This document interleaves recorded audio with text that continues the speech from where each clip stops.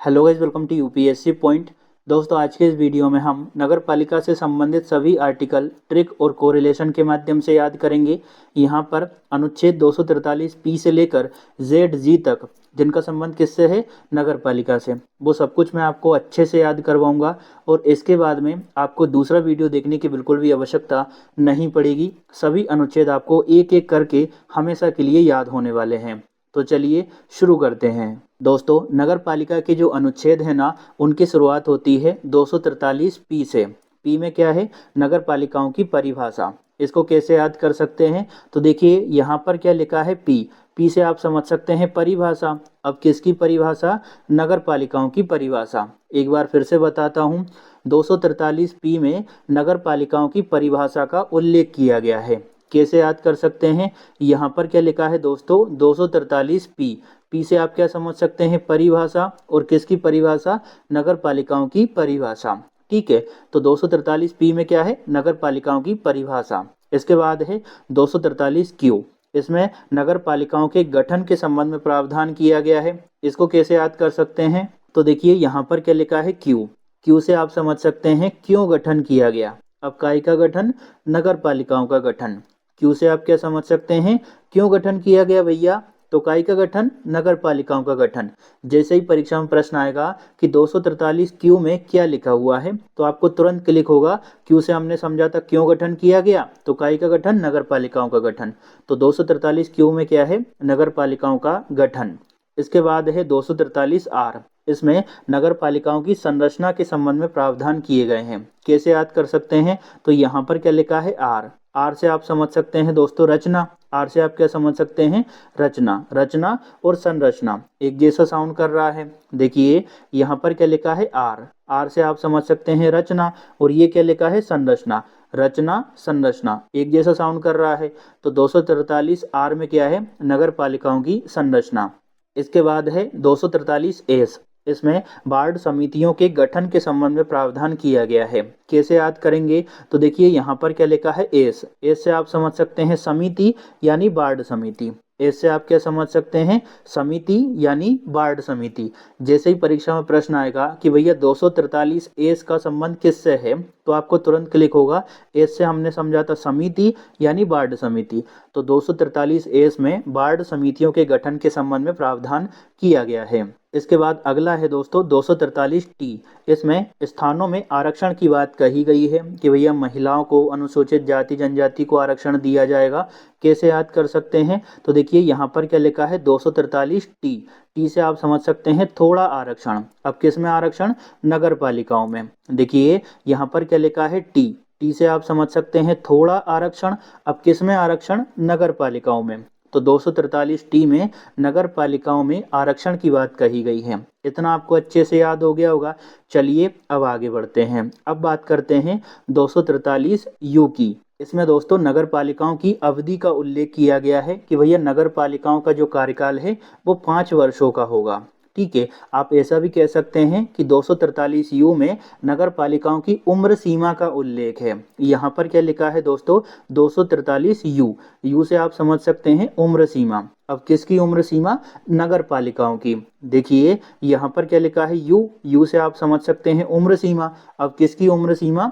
नगर पालिकाओं की। तो जैसे ही परीक्षा में प्रश्न आएगा कि 243 यू का संबंध किससे है, तो आपको तुरंत क्लिक हो जाएगा यू यानी उम्र सीमा। यू यानी उम्र सीमा। किसकी उम्र सीमा? नगर पालिकाओं की। तो 243 यू में नगर पालिकाओं की उम्र सीमा या फिर अवधि का उल्लेख किया गया है। इसके बाद है दोस्तों 243 भी। इसमें सदस्यों की योग्यता और अयोग्यता के संबंध में प्रावधान किए गए हैं। कैसे याद कर सकते हैं? तो यहाँ पर क्या लिखा है दोस्तों? भी। भी से आप समझ सकते हैं व्यक्ति इनवैलिड। व्यक्ति इनवैलिड यानी अयोग्य व्यक्ति, है ना। देखिए यहाँ पर क्या लिखा है? भी। भी से आप समझ सकते हैं व्यक्ति इनवैलिड यानी अयोग्य व्यक्ति। तो 243 भी में अयोग्यता के संबंध में प्रावधान किया गया है। इसके बाद अगला आर्टिकल है 243W। इसमें नगर पालिकाओं की शक्तियों के संबंध में प्रावधान है। इसको कैसे याद कर सकते हैं, तो देखिए यहाँ पर क्या लिखा है W। W से आप सोच सकते हैं वर्क पावर।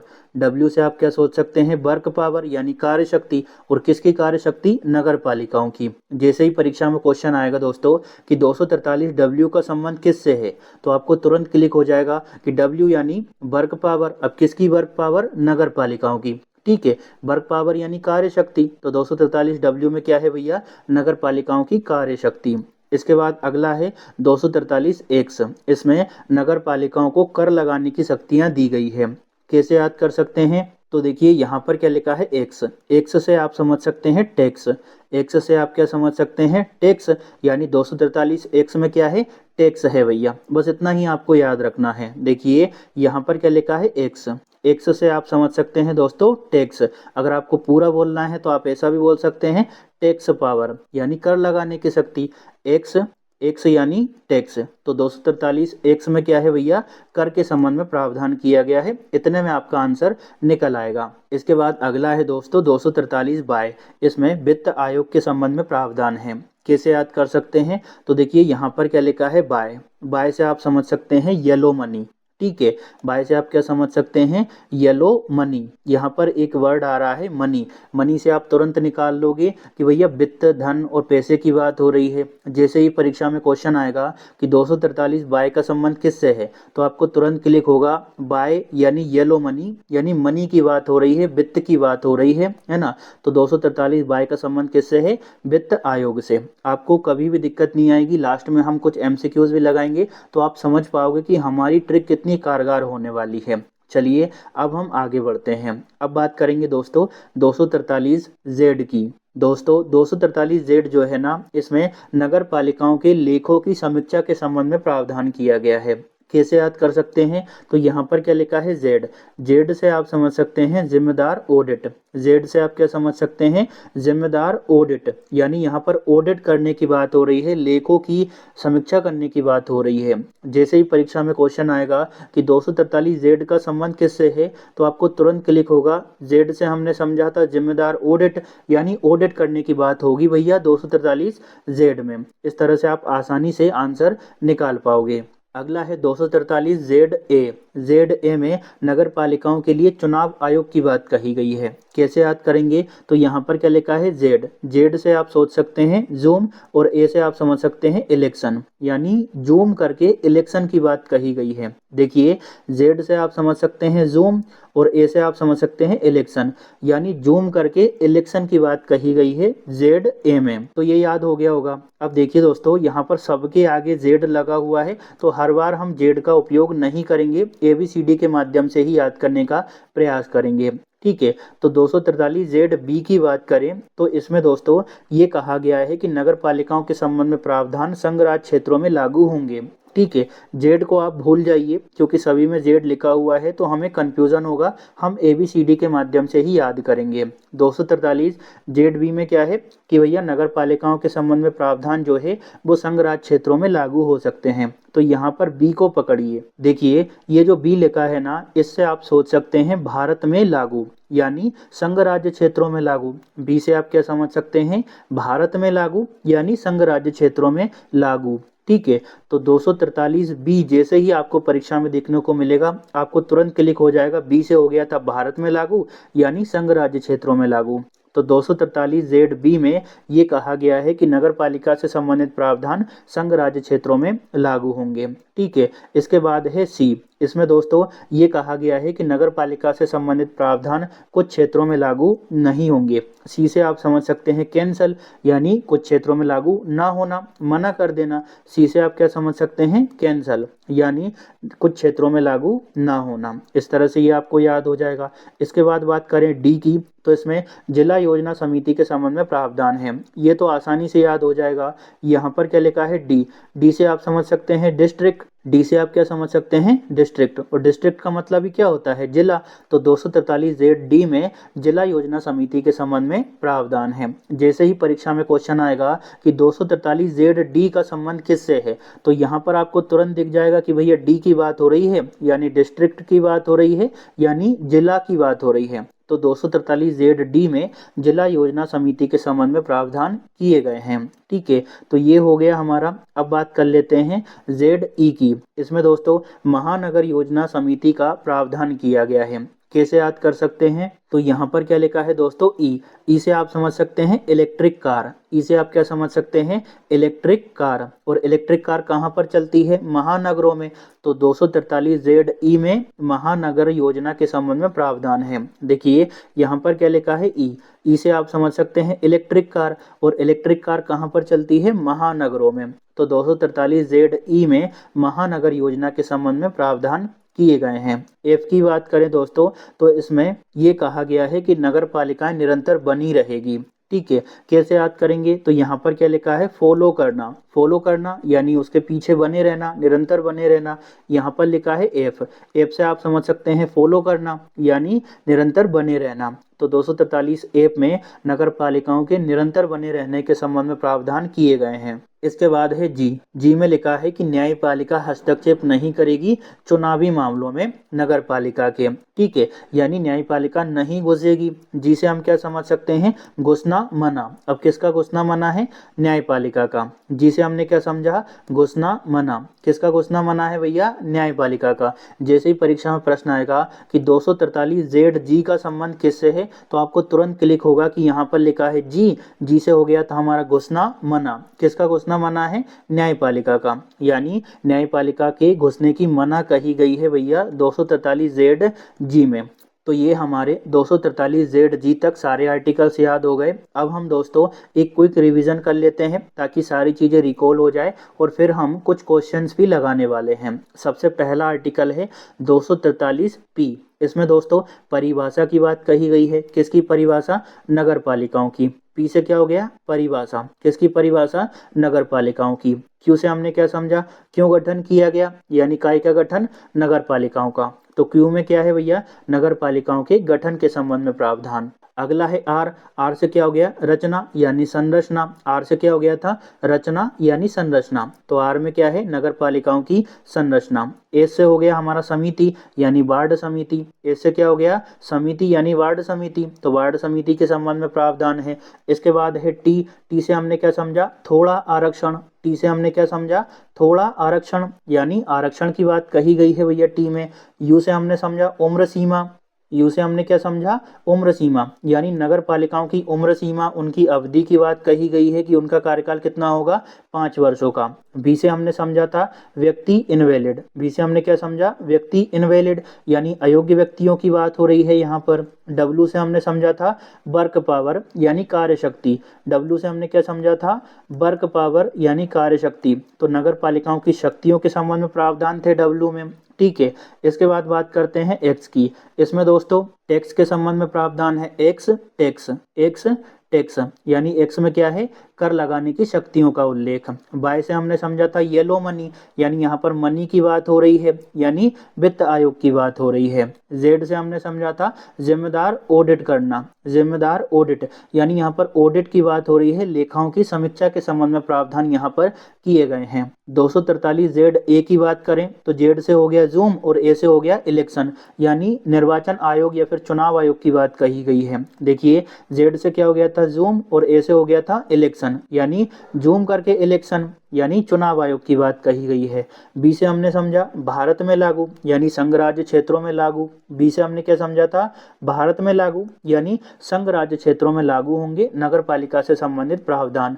इसके बाद है 243 सी से क्या हो गया दोस्तों, कैंसल यानी कुछ क्षेत्रों में लागू नहीं होंगे नगर पालिका के प्रावधान। सी से क्या हो गया, कैंसल यानी मना करना। इसके बाद है डी से हमने क्या समझा, डिस्ट्रिक्ट, और डिस्ट्रिक्ट का मतलब क्या होता है, जिला। तो भैया डी में क्या है, जिला योजना समिति। ई की बात करें तो ई में है इलेक्ट्रिक कार, और इलेक्ट्रिक कार कहाँ पर चलती है, महानगरों में। तो ई में क्या है भैया, इलेक्ट्रिक कार, और इलेक्ट्रिक कार कहाँ पर चलती है, महानगरों में। तो ई में क्या है, महानगर योजना समिति। इसके बाद है ऐप से हमने क्या समझा था, फॉलो करना, यानी उसके पीछे बने रहना, निरंतर बने रहना, है ना। ऐप से क्या हो गया, फॉलो करना, यानी निरंतर बनी रहेगी नगर पालिकाएं।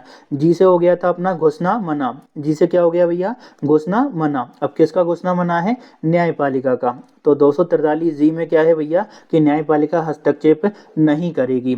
हो गया ना हमारा। अब हम कुछ एमसीक्यूज लगा लेते हैं ताकि हमें ये समझ आ पाए कि हमने जो ट्रिक बनाई है वो कितनी अप्लाई हो रही है। पहला क्वेश्चन है, नगर पालिका का उल्लेख संविधान के किस भाग में है। तो ये तो बेसिक सा क्वेश्चन है कि नगर पालिकाओं का उल्लेख संविधान के भाग 9A में है। ऑप्शन बी इसका राइट आंसर होगा। नेक्स्ट क्वेश्चन को देख लेते हैं, नगर पालिकाओं से संबंधित अनुच्छेद किससे शुरू होते हैं। तो भैया किससे होते हैं, हमने पहला आर्टिकल देखा था पी में क्या है, परिभाषा। तो सबसे पहला आर्टिकल कौन सा था, 243 पी। ऑप्शन सी इसका राइट आंसर हो जाएगा। ठीक है, चलिए आगे बढ़ते हैं। अगला क्वेश्चन है, अनुच्छेद 243 टी किस विषय से संबंधित है। ऑप्शन आप मत देखो क्योंकि ये सब हमने याद कर लिया है। यहाँ पर क्या लिखा है, टी से हमने क्या समझा था, थोड़ा आरक्षण, यानी आरक्षण की बात कही गई है। तो यहाँ पर आरक्षण वाला शब्द कहाँ पर है, ये रहा। ऑप्शन सी इसका राइट आंसर होगा।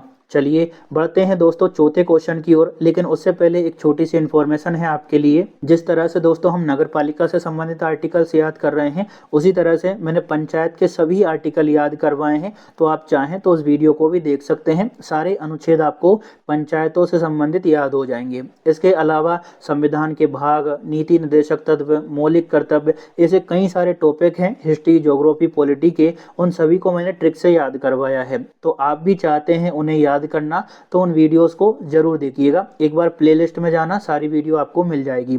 चौथा क्वेश्चन है हमारा दोस्तों, नगर पालिकाओं की शक्तियों का उल्लेख किस अनुच्छेद में है। इसको भी हमने याद कर लिया था। देखिए यहाँ पर क्या लिखा है, शक्तियों का उल्लेख, और हमने इसको कैसे याद किया था, वर्क पावर। कैसे याद किया था, वर्क पावर, यानी डब्ल्यू से शुरुआत होनी चाहिए। अब यहाँ पर डब्ल्यू कहाँ है, ये रहा। ऑप्शन ए इसका राइट आंसर होगा। नेक्स्ट क्वेश्चन को देख लेते हैं, अनुच्छेद 243 जेड ए किससे संबंधित है। तो यहाँ पर भी हमें ऑप्शन देखने की आवश्यकता नहीं है, ठीक है, क्योंकि ये हमने याद कर लिया था। यहाँ क्या लिखा है, जेड ए। तो जेड से हमने क्या समझा था, जूम, और ए से हमने क्या समझा था, इलेक्शन। यानी जूम करके इलेक्शन की बात हो रही है, चुनाव की बात हो रही है, निर्वाचन की बात हो रही है। और यहाँ पर निर्वाचन कहाँ लिखा है, ये लिखा। तो ऑप्शन सी इसका राइट आंसर हो जाएगा। नेक्स्ट क्वेश्चन को देख लेते हैं, अनुच्छेद 243 एस किसके बारे में है। ऐसे हमने क्या समझा था, समिति, यानी वार्ड समिति। ऐसे हमने क्या समझा था, समिति यानी वार्ड समिति। तो यहाँ पर वार्ड समिति कहाँ लिखा, ये लिखा।